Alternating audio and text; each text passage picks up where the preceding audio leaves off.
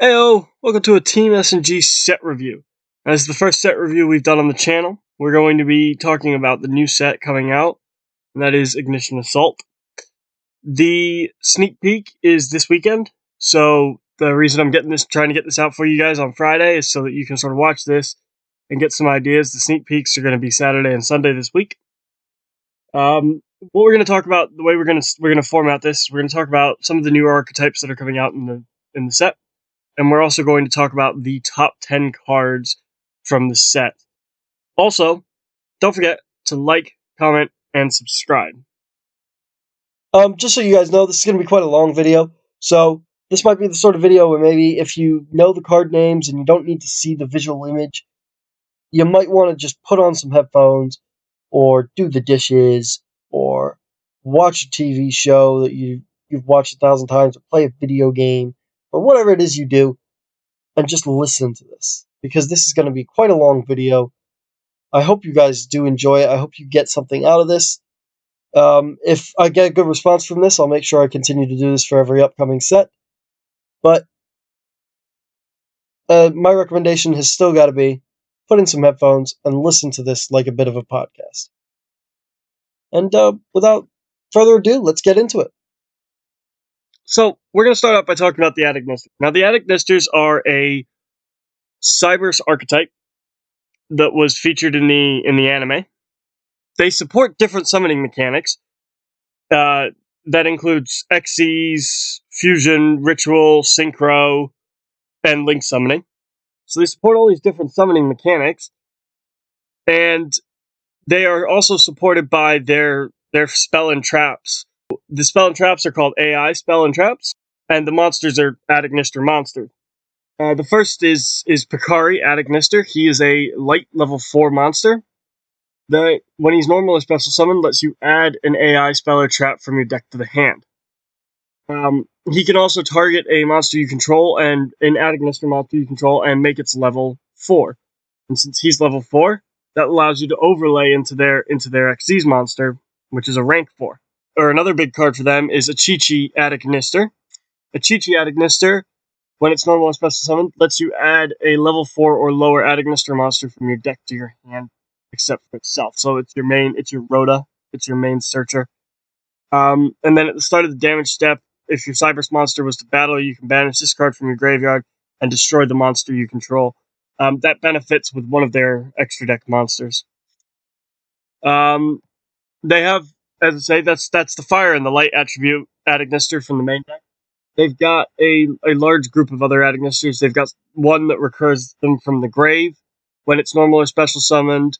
They have one that lets you send one from the deck to the grave when it's normal or special summoned. They have two that special summon themselves from the hand if you control another Ignister monster on the field. And then they have one that protects them from battle damage during the battle phase, and also can double damage inflicted by card effects when banished from the grave. So they have all these different little sort of utility effects that work really well together and work within the archetype. The one thing is that they don't play well with other archetypes all that well. Obviously, some generic cyber support does help this, things like Signet Mining and Lady Debug. So we've talked about the monsters, let's talk about their spells and traps. So like most decks, the most important spell that this deck has is its field spell, AI Land, or Island, however you want to pronounce it. So Ignister Island, we'll say, it allows you to swarm the field a little bit with them. If you have no monsters in your main monster zone, you can special summon a level 4 or lower Ignister from your hand. You can use this multiple times in one turn.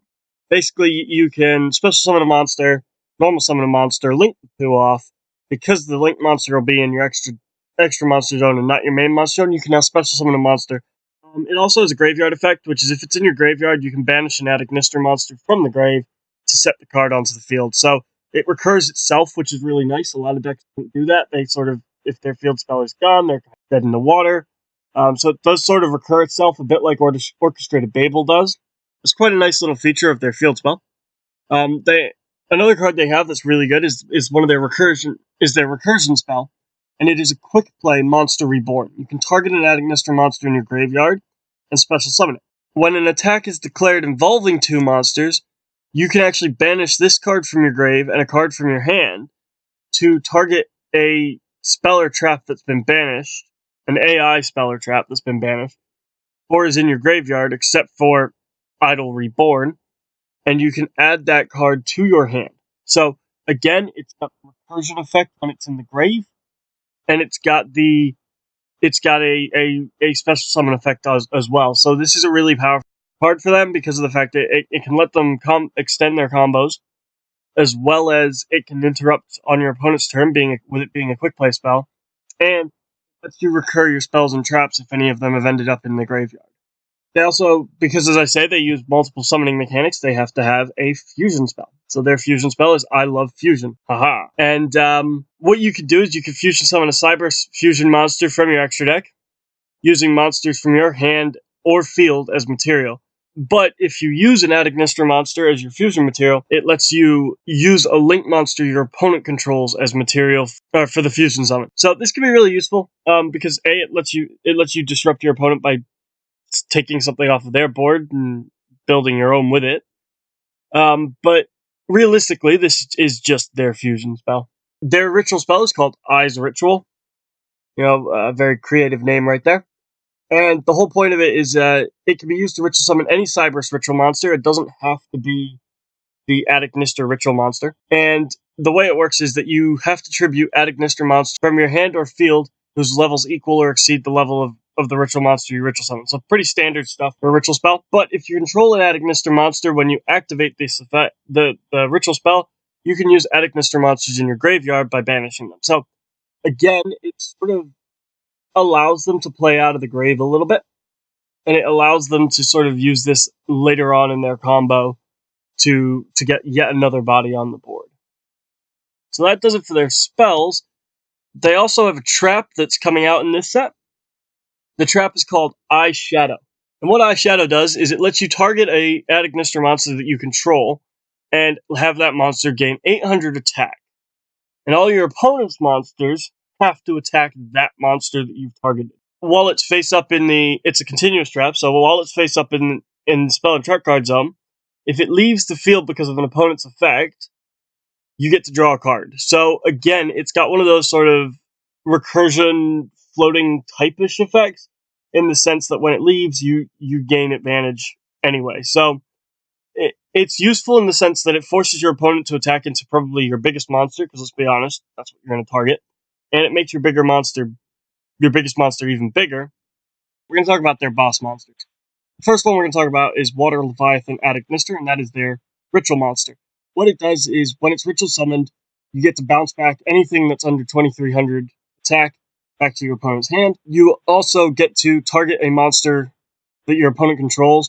You recur all of your link monsters that are in the grave by putting them back in the extra deck, and you change that targeted monster's attack to 0. So again, you lower their monster's attack. And then, just to top it all off, you also have an effect, which is once per battle, when this card attacks, you can have the attack of the opponent's monster. So this is really a battle-orientated type of card.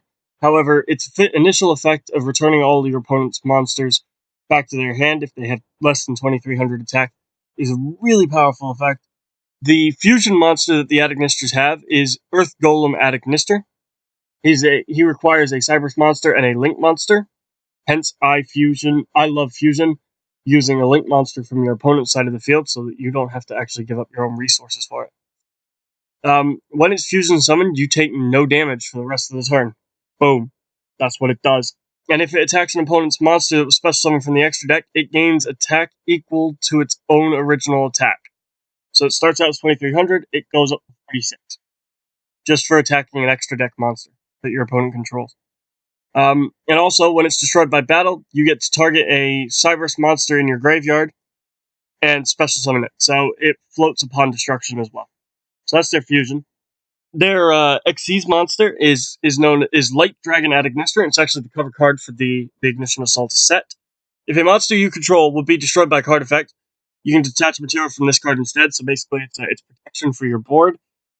And you can attach a material from this card to destroy a face-up monster your opponent controls, up to the number of Ignister monsters you control. So it could act as a board wipe if you've managed to flood your field. Also, when another Cyberse monster you control inflicts battle damage to your opponent, you can special summon a link monster from your graveyard. So it lets you recur from the monsters from the grave if you've got link monsters in your grave, and it lets you destroy monsters on your opponent's side of the field, but it also protects your field from destruction. So it's a really powerful rank 4 that's really easy to get into in this deck. So onto the link monsters, there's 2 of them. The first is Dark Templar Ignister. That is a link 3, 2300 attack again. It requires 3 monsters with different names. It's pretty generic in that sense. If a monster is special summoned to the zone it points to, then you can special summon as many level 4 and lower Ignister monsters from your grave as possible to zones that this card points to. So it's just more recursion for the deck. It's a real extender as well for the deck. If it destroys an opponent's monster by battle, you can special summon a Cyberus monster from your graveyard. So again, boom. It's another one of those cards that it continues to extend for you. It lets you recur your resources from grave. It lets you recur any boss monsters that may have gone to grave. And it really is a good card for the deck. The one problem is, it is a bit of a choke point. If your opponent was to Ghost Ogre this, you would be kind of left in bad shape because it no longer points to zones. Finally, the last Ignister boss monster. Ignister. That's 2300 attack again, link 3, as I say. And during damage calculation, if it attacks, you get to inflict damage to your opponent equal to this card's attack. And if you do, your opponent takes no battle damage from the battle. So, if you were to attack an opponent's monster, or anything, you automatically burn your opponent for 2300 attack. During the sandbox phase after this link summon card is destroyed, you can special summon this card from the graveyard. So, again, it's a Phoenix. It recurs itself. Be a key part to the strategy. However, it does feel like a win more card and a time card and a specific sort of situational kind of card. So that does it for the Ignister archetype. Personally, I think the deck has got a lot of potential. It's got a lot of boss monsters. The only problem I do have with it is that it's a bit all over the place. You know, it's trying to do too much in one go. It's trying to Xyz, it's trying to link, it's trying to synchro, it's trying to fusion, it's trying to ritual. It's trying to do too much all at once. While that adds a lot of utility to the deck, because like if you go into your fusion monster, you've got certain effects, and if you go into the ritual, you've got certain effects. If you go into the Xyz, you've got certain effects. I often think that you're going to always want to go into the Xyz, and you're going to want to go into your Dark Templar Link, but the deck's extremely reliant on its field spell. Its field spell is its key central point, and also it's got a couple choke points that could really be taken advantage of, and I think that sort of holds this deck back a bit.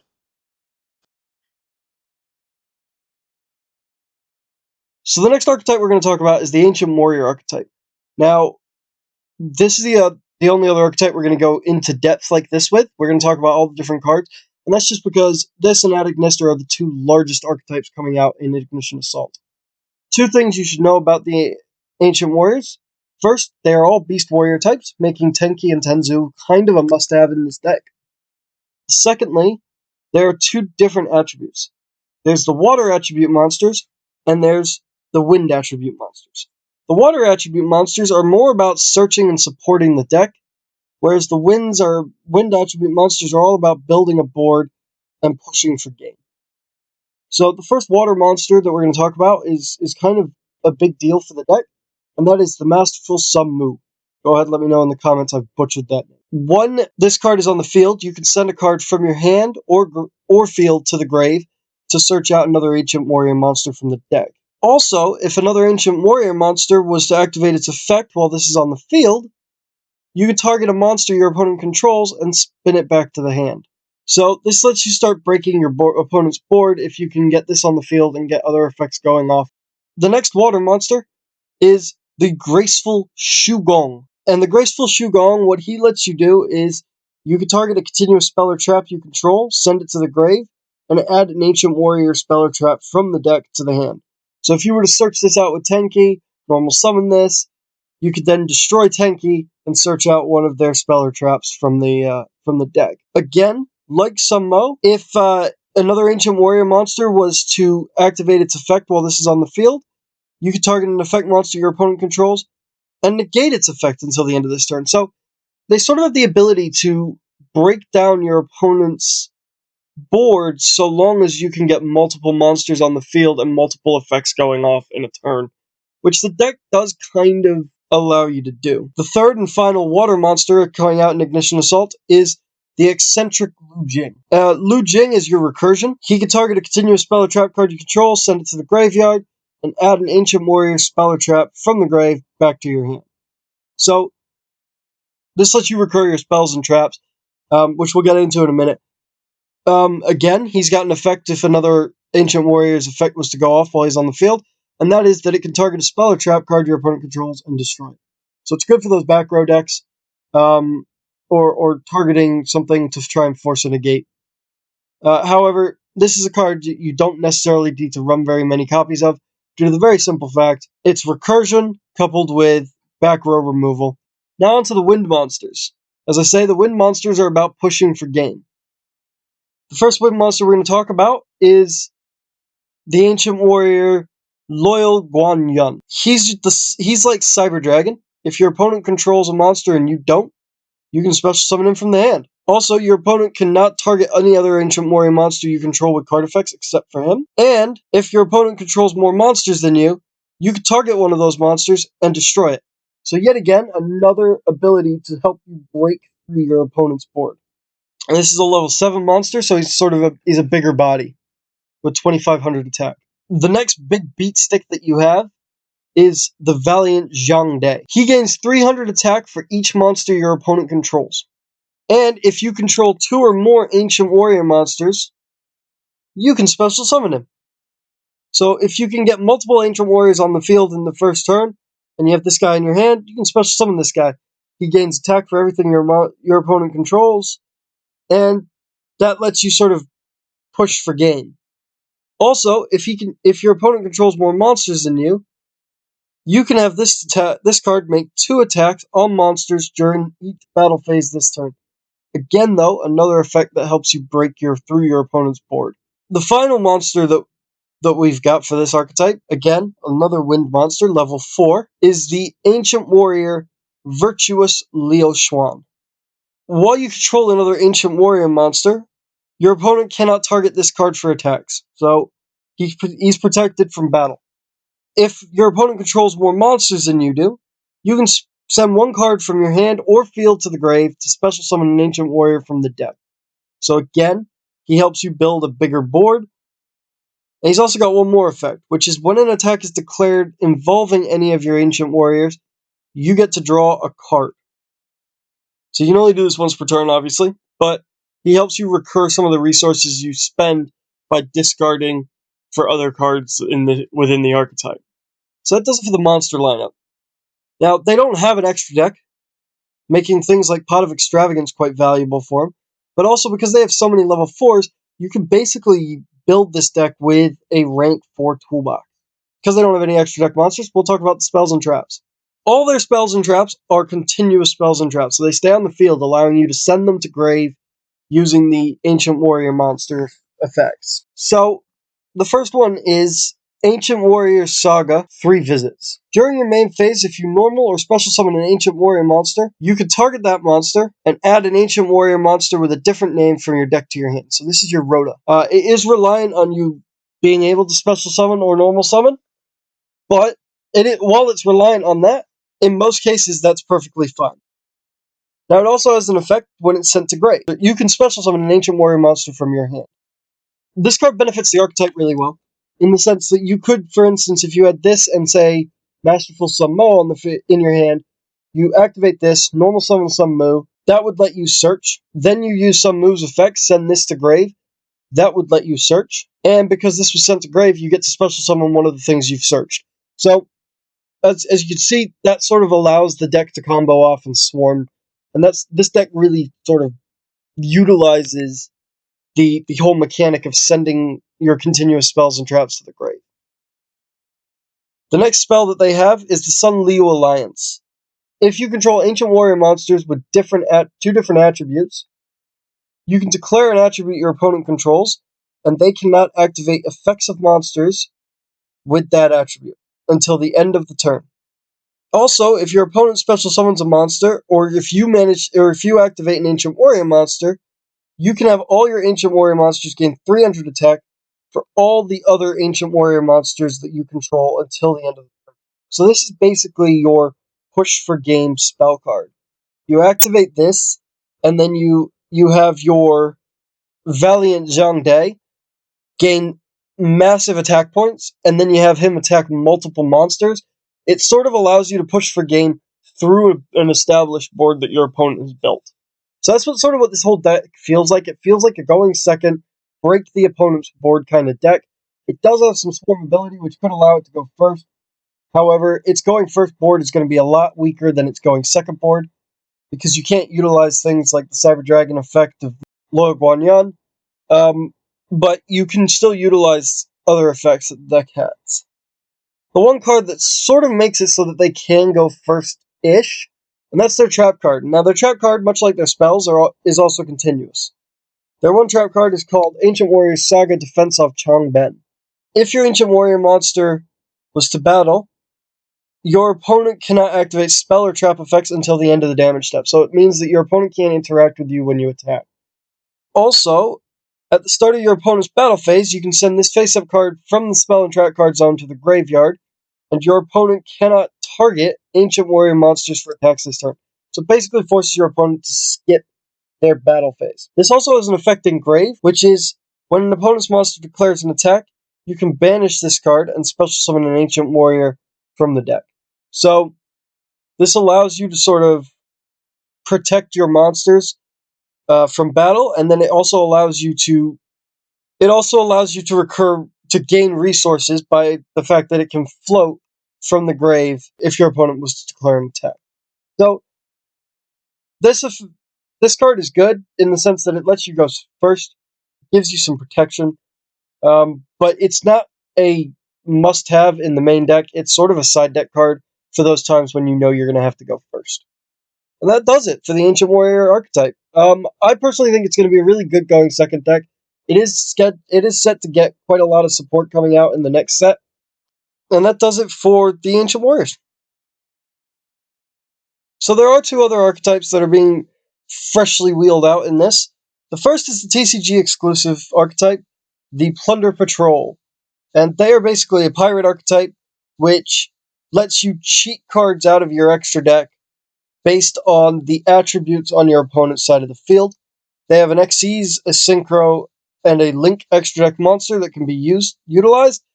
The other archetype that comes out in this is the Megalith Archetype.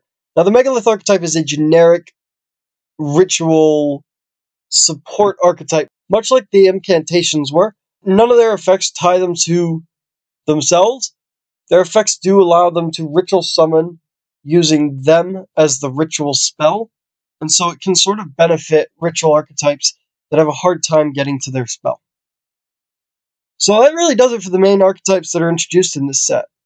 Let's get on to the top 10. So with this top 10, I've done my best to keep it as generic as possible. So for number 10, we've got Ancient Warriors, Virtuous Leo Schwamp. We've already talked about what it does, the ability to special summon from the deck, and the ability to gain hand advantage whenever an attack is declared that involves another monster within the archetype. That's kind of really a good thing for any deck. And so, because of that, it allows me to, despite the fact Leo Schwan is not a generic card, it allows me to justify putting this at 10, just because it does so much for its archetype. The next card that we talk about is yet another archetype-specific kind of card. So at number 9, we have Ignister Island. Again, it's super archetype-specific, but its ability to let you special summon multiple Ignisters in a turn, so long as you control nothing in your main monster zone, and all of them are of different attributes, is so powerful, and really has to be highlighted a little bit within this top 10 here, despite the fact it isn't a generic card. Moving on to the more generic stuff, and the stuff that really deserves to be in the top 10, let's move on to number 8. Now, number 8 is Jacqueline. Jekyll Bellland isn't, while being generic in the sense it's more generic than Ignister Island and Leo Swan, it isn't generic in the sense that any deck can use it, but any zombie deck can use this. What you want to do is this card will let you discard a zombie monster to special summon this from the hand, and then during your opponent's turn, you can target a zombie monster in either graveyard and special summon that monster, but banish it when it leaves the field. The only problem is you then have to banish this card, but only until the end phase. So you could sort of use this in a zombie deck to send Necroworld Banshee from your hand to the grave, special summon this, banish off Necroworld Banshee, activate Zombie World, turning everything in your opponent's graveyard into zombies, banish this, special summon a zombie from your opponent's graveyard that is now yours. So you can take graveyard resources away from your opponent using this. So that does it for number 8. Number 7. Number 7 is something everyone was really excited about, and as much as I'm sort of sitting here going, a lot of people I think are still really excited about it, and that is Cross Sheep. Now, Cross Sheep has 4 effects. They all depend on what kind of monster is special summoned to the zone it points to. If it's a ritual monster special summoned to the zone it points to, you draw 2 and discard 2. If it's a fusion monster, you special summon a level 4 or lower level 4 or lower monster from your graveyard. If it's a synchro, all monsters you control gain 700 attack. If it's an Xyz, all monsters your opponent controls lose 700 attack. That's what Cross Sheep does. It well and truly feels like a fluffle card. It looks like a fluffle card. It looks like a card, a little old sheep having a good old time knitting up some fluffle monsters. It feels that way, and in all honesty, the fusion effect is really the only effect that excites me on this card. So it's generic in the sense it could go into any deck, but honestly, it feels like it's meant to be for fluffles or for a fusion-specific archetype.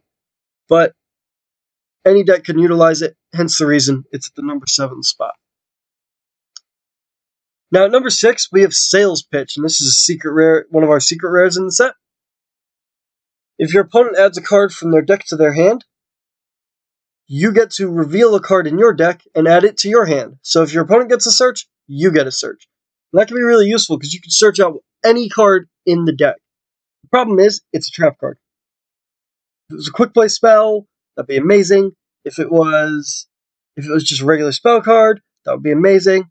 But it isn't. It's a trap card, which kind of means that it's only going to work in specific decks. Decks that maybe are centered around getting this card in your opening hand. Decks like Altergeist or Paleozoic can really benefit from this. But it is a normal trap, which does mean you can search it out with trap tricks. So you can do some interesting stuff with this. You can search out absolutely anything from your deck. So in certain decks where maybe you are super reliant on a single card, but it doesn't have to be for your first turn, it's more for the second, this could be a really good card for you. However, I do feel like it has some niche uses, but its generic capability to search anything is what lands it here at the number 6 spot. So now we're going to enter into the top 5. The top 5, we have Gravity Controller. Gravity Controller requires 1 non-link monster in an extra monster zone. It is a Link 1 monster, and it cannot be used as link material the turn that it is Link summoned. While in the extra monster zone, it can't be destroyed by battle with the monster in a main monster zone. And at the end of the damage step, if it battles an opponent's monster in the extra monster zone, you can return both that monster and this card to the deck. So this helps you get rid of cards, problem boss monsters that maybe you don't have a way to get around. And this helps you get rid of those. Anything like Crusadia Mekk-Knight or Mekk-Knight Crusadia Avermax, who can't be targeted, and you're worried about his spin effect when he goes to grave. This would let you play around that by just attacking them into that with this and sending them both back to the hand. That's why this has landed itself at the number 5 slot. It is a generic card, easy enough to get into with most decks, that just gets rid of your opponent's biggest threat for you. Now, the number 4 spot, we've already talked about this as well. Light Dragon at Ignister. It is a generic link rank 4, and if you're not playing at Ignisters, and you detach material to destroy face-up cards, equal to the amount of Ignisters you control, guess what? Boom. You've now destroyed one card. It is non-targeting destruction, and it is easily accessible in any deck. Also, if you're playing a deck that does run some other Cyberse monsters, if another Cyberse monster you control would inflict battle damage to your opponent, you can special a Link monster from your graveyard. So that's also really powerful. Finally, if a monster you control would be destroyed by a card effect, you can also use this to protect that monster by detaching the material. So, this card has 3 effects, all of which can be really useful. Protection, destruction, recursion. And that's what puts this at the number 4 spot. Now, there's 3 cards in this set that I would consider better than this. And the next one, at the number 3 slot, is Lightning Storm. Now, this is the card everyone's talking about. A lot of people are talking about this like this should be the number 1 card in the set. And while I almost want to agree with all those people, I don't. And the reason I don't is for the very simple fact that you have to have no face-up cards on your field to activate this. Meaning, this is worthless in the late game. You have to see this in your opening hand, or else this is a dead card. Now, if you control no face-up cards, you can activate this and destroy all attack position monsters your opponent controls, or all their spell and traps. So everyone's talking about this because it's Raigeki and Harpy's Feather Duster in one card. So, what 2 cards have beaten out Lightning Storm for the top spots? Second best card in the set, in my opinion, is Gizmek Kaku, the Supreme Shining Sky Stag. If there's a monster in the extra monster zone, you can special summon this card from your hand. You can then target a face-up monster in the extra monster zone and equip it to this card. So if your opponent's got a monster in the extra monster zone that you're worried about dealing with that can be targeted, you get to special summon this and take that monster. Then, if this card was to destroy an opponent's monster by battle, you get to special summon the monster equipped to this card onto your side of the field. So you get to steal your opponent's boss monster in the extra monster zone and use it against them so long as this card manages to destroy another monster on your opponent's side of the field. So that's why this is a really good card. The one problem for me with this is it's a going second card, and in the upcoming formats and in the new Master Rule coming out in April, this card will see less play due to the very simple fact that it will require your opponent to put something in the extra monster zone, which they won't have to do. So I think this is a limited time. I think this is probably the best card in the set today, but in the long run, this is relegated to the second best slot just because the April 2020 format will eventually come, and it will put us in a situation where this card sees a lot less play and probably ends up relegated to the side deck. Now, this is going to be an unpopular choice at number 1, and I'm sure I'm going to get a lot of criticism for this, but I think Loyal Guanyan is the best card in this set. This is a Dino Wrestler Pancratops that doesn't need to tribute for cost. You can special summon this if your opponent controls monsters and you don't. If your opponent has 2 or more monsters, this card can destroy one of them for no cost. And because of that, I think this has to be the best card in the set. It is a Dino Wrestler Pancratops that costs you nothing to start breaking your opponent's board. For that very simple reason, this takes the number 1 spot. Because this will age really well. Look at Dino Wrestler Pancratops, that's still around, and apparently that's powerful enough it needs to be limited to 1. That's a discussion for another day. And for that reason, I think this is the number 1 spot, and the number 1 card in this set, and I think this card will stand the test of time better than anything else in this set. Now, feel free to disagree with me. Let me know in the comments section what your top 10 cards from the set are. But this is my top 10. And that does it for today's video. I hope you guys have enjoyed it. I'm sorry it's a long one. Overall, I think the set's got some good cards.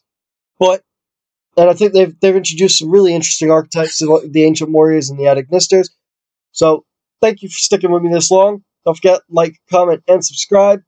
Share me with your friends. You know, I'm looking to get out there more. And all I can say is, see you guys at the next video.